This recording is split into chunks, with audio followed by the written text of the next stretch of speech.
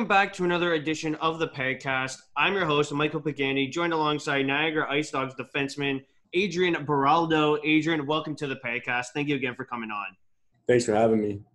You know, lots of people during this coronavirus pandemic, this downtime, have turned towards Netflix. What have you been doing during quarantine? Trying to keep as busy as possible. Been working a little bit, working out. Just started skating when we were allowed to skate. Like I said, just keeping busy. Seeing my friends. Being safe with the people that are around me and all that. Keeping my distance and just being ready for when hopefully the OHL starts back up. I'm ready and fine to go. So, would you say that you are in the best shape of your life? Yeah, I'm getting there. This time, you got a lot of time to focus on yourself. Make sure, improve on all the things that you can improve on. So, I'm taking advantage of that, doing the best I can. Have you been watching any sports that have returned? Not really. I only watch hockey, like football, that type of stuff. So, I'm getting excited for it to come back. Obviously I've been watching like all the old hockey games that they've been playing and all that. So, I'm pretty excited for hockey coming up here. How has your perception changed on the coronavirus since it came around in March? Obviously it's an intense situation. But obviously I'm taking it pretty serious. Following, like I said, with Health Canada and all that. It's going to be the new norm for now. We just got to deal with it. And, instead of focusing on it so much, just try and be positive and, have that optimistic output on it. So getting to your story a bit here, who influenced you to start hockey?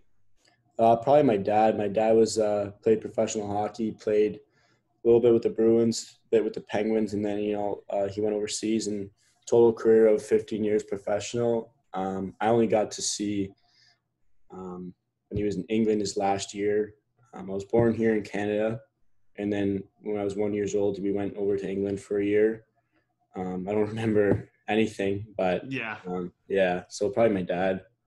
Was there a player growing up who you wanted to model your game after? Funny you say that. I was originally, my favorite player is Sidney Crosby, because I was originally a forward, and then I switched to defense. I like Shea Weber. I kind of model my game after him. I like Letang. My favorite team's the Penguins. So, Crosby and those other guys too. Would you be able to speak upon your road to where you are today, like some of the successes you had, challenges you faced? Yeah, for sure. Started skating when I was around 3 years old. Played AAA my whole life for the Hamilton Junior Bulldogs, and then I left for a change of scenery. Went to Niagara North for 3 years. And that's where I changed from forward to D. Probably the best thing that's ever happened. Just the way I played, I was more of a playmaker. I see the ice pretty well. So as a defenseman, everything's in front of you, right? And then I went back to Hamilton for my draft year. Ended up being selected by Peterborough. Next year wasn't sure whether I was going to go to the O or go NCAA. They ended up giving me my 4 years of school. So I ended up signing halfway through junior B in Ancaster. And then the next year I was in Peterborough. And then I was there for a year and a half.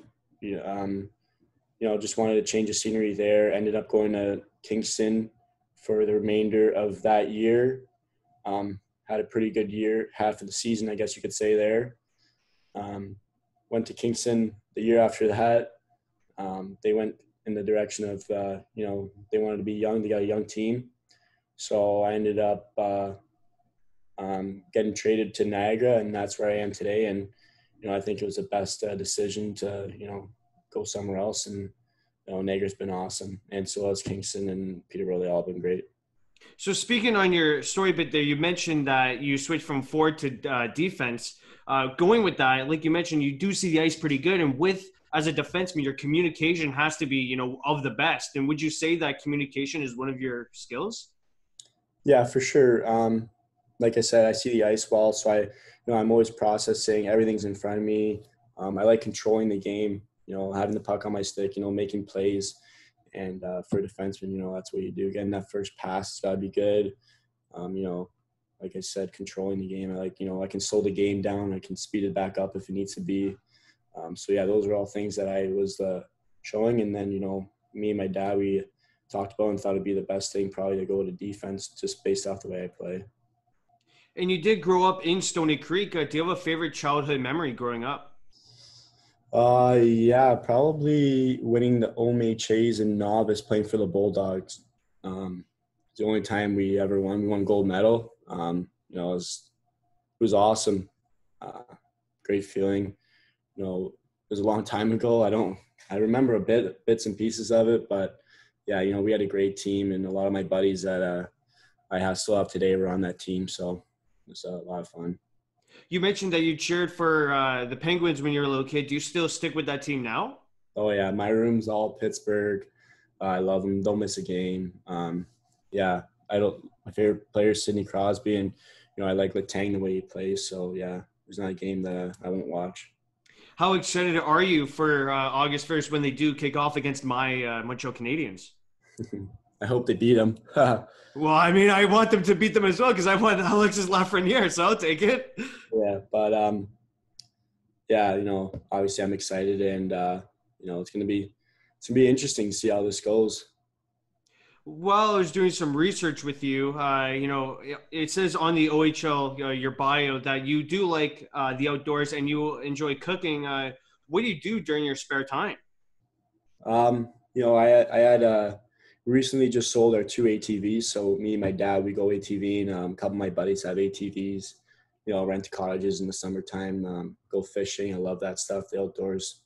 I can live in the cottage country. And then, yeah, cooking. I started just being around the kitchen with my mom when she cooks. And then, I kind of took it on myself. I like cooking. I like eating good food. So, when you can cook it and you know what you're putting in your food, it's pretty cool. And then having that end outcome of, tasting it, and it's tasting pretty good. So. Well, how lucky are you that your food isn't judged by Gordon Ramsay? Yeah, that'd be pretty tough. Yeah, it would be. That would be tough mentally. Yeah, literally. He gets in your head so easily. Yeah. So how special was it for you getting drafted by the Peterborough Petes in the 2016 OHL draft? Yeah, Peterborough, they got a great history. Yeah, it's a weird situation for me in the OHL draft. I said no to a lot of teams. I want to stay close to home. So when you start saying no to a lot of teams, it kind of narrows down the teams that obviously are going to pick you. And then, if you say no to the teams that are higher on you, they're going to take you earlier, all this stuff. But yeah, Peterborough is actually a funny story. Peterborough is actually the first team that called me to interview me, and I ended up getting drafted by them. So it's pretty cool. You did record your first goal against the Niagara Ice Dogs, your current team. Would you be able to take me through that story? Yeah, it was kind of like a broken play. The puck went in the corner, kind of tipped through the guys. One of the guys tipped through the guy's legs, and I just got in, just quick shot, ripped it, and went top shelf. And yeah, it was a pretty good feeling to finally get that off get that monkey off your back type of thing. Was there someone on the 2017-2018 Peterborough Petes that took you under their wing and mentored you? Yeah, we had a great group of guys. There's a guy from Hamilton, Matt Timms, who was on the team. But pretty much all the older guys, we had a lot of 2000s, so it was good that, we were all type of in the situation, whatever, with ice time and playing games and all that, because it's hard to come in your first year, especially when we were favorites to win the conference my first year. That's true, yeah. Pretty good team, but it didn't work out that good for us. But yeah, obviously having good older guys is a big part. And, having younger guys that, you're both in the same type of boat that you can, work together and, come out with it together. What was most memorable about your rookie season? Probably my first goal. It's a big thing, like I said. Yeah, probably that. Just being in the OHL, it's a pretty good accomplishment for anyone, and just being around the guys was just a great thing, great atmosphere, and being treated like a pro. It's a big difference from minor hockey and junior. So You mentioned that you did get traded from the Peterborough Petes to the Kingston Frontenacs. How did you find out about that trade? It was actually my decision. I wasn't getting the ice time that I thought I deserved, um, and ended up, just saying like, basically like, if you guys have different plans for me, then maybe there's somewhere else that's a better fit. Maybe a younger team, that needs some more veteran leadership. Um, Ended up, that asked for a trade and all that happened. Then get a call saying that I was driving, I think, back to my billet house and got a call saying that, I had a no trade clause. So I got a call saying that, Kingston's interested in you and they want to make a trade for you. And then I was like, obviously, yeah, that'd be great. And Kingston was actually one of the teams that, I kind of like, going into my draft year had like, I don't know, it was weird, had a feeling about, playing there, thinking it'd be cool. I like the colors, and then end up getting traded there was pretty cool. So. And did you have to go through your agent to get the trade sorted out? Yeah, my agent did everything pretty much for me. Um, yeah, so you don't really deal with that type of stuff. It's all behind the scenes. The business of hockey takes over there. So. Were there any complications with transferring to a different billet family? Um, I was pretty used to it. I had two in Peterborough, one in Kingston and one in Niagara, and they've all been fantastic. I have great people, great families. Yeah, it was obviously, changing houses and going into some new house that you don't know. It's weird and all that. But, as I said, the families I had were great, and, they're very welcoming. So it wasn't that hard of a transition for me. Did you end up playing against the Petes that season you got traded to Kingston? I believe so. Yeah, we did. Didn't work out that great for us though. Did you chirp your former teammates then? There's always bickering back and forth, but it's just part of the game. Now, this season or a couple of seasons ago, you got traded after about 5 games with Kingston to the Niagara Ice Dogs. What did Kingston and Peterborough teach you about the OHL life? That pretty much you gotta be on your game all the time. It's hockey's a business, and yeah, I didn't really like, just like they didn't really teach me that much. Just how to play the game, all that stuff. Bringing me along. Um, yeah, just how to be an OHL player, I guess, and trades and all that, and the business is going to take over. You can't really focus on that too much. You just got to go out and play the game you play. And how long did it take you to adjust to the different system that Kingston had versus Peterborough? Not that long. I'm pretty, I can pick up stuff pretty quick. So, yeah, it wasn't that hard. How were you able to take the lessons that you learned during your rookie season and apply it to where you are today? Yeah, obviously, there's a lot of up and downs, in your rookie season, with playing game, whatever, games, not playing that much. So I think you just got to, keep an even keel, not get too high, not get too low. Like I said, focus on your game, play your game, just do your best all the time. That's all you can do. How do you go about your game day routine? Uh, it changes everywhere, but it's pretty much for the most part, it's relatively the same. Depends on the team. Some teams, you come in at different times, all this stuff. But in Niagara, we would game day. Sometimes we'd have a morning skate or not. So I'd wake up, go morning skate or stretch. Then I would come back and have my billet Chris would make this egg concoction with like peppers and like a little bit of bacon on it before I would have my pregame nap. Then I'd have my pregame nap, wake up, eat some pasta and chicken, get some fuel in you, and then have about an hour or two before I got to leave to go to the rink, 2 hours before. And then, obviously I have my pregame coffee on the way to the rink, get to the rink and, just zone in, get ready for the game. What coffee brand do you buy from? My Bill would actually make it. He's got like an espresso coffee maker. So he'd make me like a little cappuccino before the game. So it was pretty good. How do you stay busy during a normal off season? Um, Normal off season. That'd be Yeah. it's not normal right now, but just like working out. Obviously, I want to work and make some money in the summer. So yeah, probably working out 5 days. I work out 5 days a week in a normal off season, and then skate probably the first couple of weeks. You want to take a break from skating a little bit, so I won't skate that much. And then, as the off season goes on and it gets closer to the season, then you start ramping it up and getting in game shape. What were some of the challenges you faced during the season? Um, I've been good with injuries, knock on wood.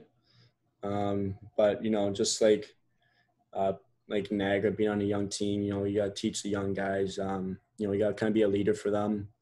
We didn't have the greatest season we wanted. But just making sure everyone's staying positive. There's ups and downs, and you can't get too high and too low, like I said.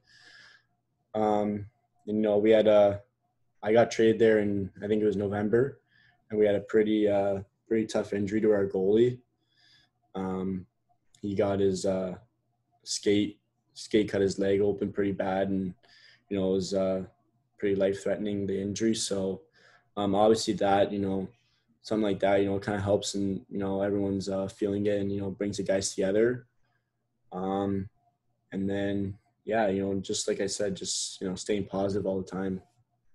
You mentioned that your goalie Tucker Tynan, he did suffer that life-threatening injury, and thank God that he's doing all right. He is listed on the Central Scouting list for this year's entry draft. What are you able to say about his play? When I got there, he's a great goalie. Obviously, this injury is it's not anything anybody wanted or should happen to anybody. Just a fluke injury. But he's the type of player that's is gonna work through it and come back swinging even harder than before. So I got no doubt in that. So What was your vantage point on the injury? I was actually front row and center on that one. I was right in front of the net, so remember the guy slid into the net, and then they left, got up. He was having a heart. He was like kind of pushing up, couldn't move his legs. Then all of a sudden, you just see this. It was this big pool of blood, pretty much. And then right away, I didn't even think. You just react in those situations. I dropped my gloves. Train staff's running over. I was actually had a pretty big part in that. I cut his pads off, cut his his shin guard thing off. Took his skate off.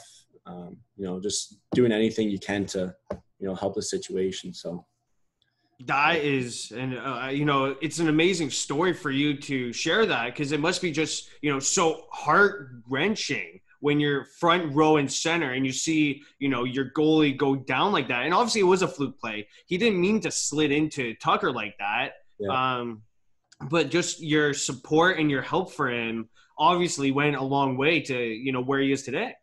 yeah. Like I said, in those situations, it's never nothing like that's ever happened to me. So it's all on reaction and emotions and just doing anything you can.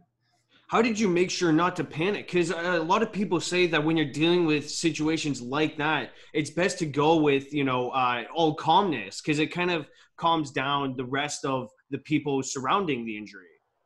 Um, yeah, I grew up. My sister, she has a terminally ill disease. So I've kind of been around like all types of situations. So I wouldn't say I'm used to it, but I know how to not know how to act. Obviously, that's never happened to me before. But I just have a different approach on some types of things. Obviously, staying calm in those situations is probably the best thing that you can do. And um, yeah, it was just crazy. Just never experienced something like that before. Going back to the season talk rather than just that injury, you did have 5 games left in the season, and you did tie Kingston for the 8th and final playoff spot. What was the team's mentality going down the stretch? Um, just basically win every game we can. Obviously, everyone wants to make the playoffs. We know we were tight with Kingston. So yeah, just doing our best, trying to win every game. Yeah, that's pretty much it. How did you find out the season was canceled? Um, we actually were at our I wasn't sure. There were some rumors the night before we had practice the next day. There were some rumors, that it was gonna be canceled and all that, and then, it was just like a click of a button like that. It was crazy. Season's canceled. Obviously what was going on, the coronavirus, and then basically like just everyone get home safe and as soon as possible type of thing. You did play your last game on March 10th against the Ottawa 67s. How weird was it looking back now that it was the last game of the season? Yeah, obviously, you never think that, you got 5 more games and then, see what happens. You never think that that'd be the last game or, can envision the situation we're in. But looking back, yeah, it's crazy. Sometimes I wake up and it doesn't even feel like we're I don't even think of an epidemic, and then you finally like clue in and it's like, wow, it's pretty crazy. And at that time, March 10th, did you find out rumors that the OHL season was going to be canceled? Not really. I would say more closer to the date. Um, it was starting to pick up in that, and then you kind of worried like, oh, what happens if it comes closer to Canada and all that? Obviously, Ontario Hockey League, even like the NHL. So, once you heard the NHL was done, then obviously it just cycle effect, everything started going. Yeah, domino effect, because it was the NBA, the NHL, the MOB postponed, and, all the minor leagues had to postpone their stuff, even like the OMHAs and that stuff. Yeah, exactly. So next season, there may be no fans in the stands, although the NFL has sent out a memo to their team saying they can have fans at a capacity. What are your thoughts on that memo? Obviously, have playing in front of fans would be nice, getting the crowd, having that loud atmosphere, especially in Niagara. The atmosphere there is unreal. I've never played in a building like that. But, if there's no fans, but we can play, then, obviously there's do anything to play. So it's not a big deal. Obviously, when you're playing the game, you kind of zone out. You don't worry about the fans and that stuff. But yeah, pretty much just, doing anything you can to play, get back at it. It would be weird though, because as a player, you at least look around and you see people in the stands dancing, cheering. But with this new normal, and if the OHL season starts without fans, you'll look around and there'll be no one there. Yeah, obviously it's going to be like kind of like going back to minor hockey. Just like your parents. I don't even know what the situation is if your parents can come and watch, but it's gonna be more of like a minor hockey type of feel. Quiet um, type of thing. So who knows? We'll see what happens, I guess. The OHL has done a great job with teddy bear toss games and in presenting them. Have you been a part of any? Yep. Every year I've been a part of one. Um, I was actually on in Niagara. I was on the ice when we scored the teddy bear goal, and I remember Ivan Lodnia scored, and he jumped on me pretty hard and knocked me like flying on my back. So it was a funny memory. That must have been a fun experience to not see only the 10,000 teddy bears or however many teddy bears rain down, but also your teammate jumping on you. Yeah, it was pretty funny. Who was your roommate on road trips this year? Um, it changes all the time. For me, it was Dakota Betts, another fellow defenseman on Niagara. I also roomed with AJ Cook, he was a forward. Um, but yeah, it changes. It depends on we don't really pick who you want. It's kind of like the coaches do that. So I mean, I'm friends with all the guys in the team, so it doesn't really matter who you pair me up with. What would you say is your go-to shootout move if you get the chance? Uh, Geez, I haven't had a shootout in a long time, but I don't know. Probably maybe I'll give you like my second or third option in case I get that shootout. I don't know, maybe like a fake, backhand, forehand type of thing, getting the goalie move side to side. Um, Obviously you read the goalie, you're not gonna pick your move before you go and shoot out, see what the goalie's giving you. So uh, yeah, kind of like a Crosby style shootout, fake forehand, go to backhand type of thing. What would you say is the toughest building to play in on the road? There's a couple, probably